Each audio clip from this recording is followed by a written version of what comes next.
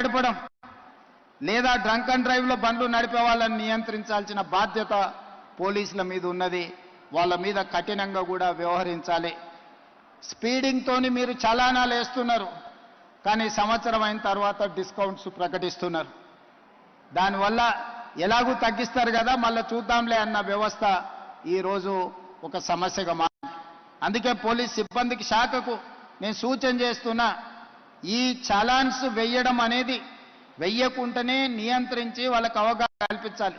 తప్పని పరిస్థితిలో ఎవరి మీదైనా చలానా వేస్తే ఒక్క పైసా తగ్గించకండి. మూడవది, వాళ్ళ బ్యాంక్ అకౌంట్స్తోని డైరెక్ట్గా డిపార్ట్మెంట్కి సింక్రనైజ్ చేయండి.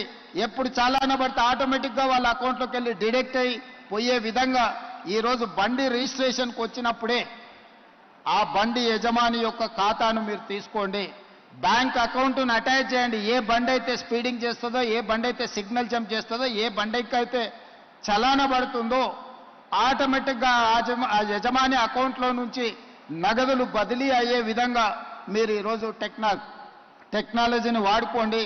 బ్యాంకులను కూడా సమన్వయం చేసుకోండి.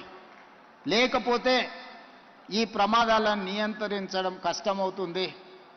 ఇలాంటి ప్రమాదాలకు పాల్పడే వాళ్ళ పట్ల కఠినంగా వ్యవహరించాలి.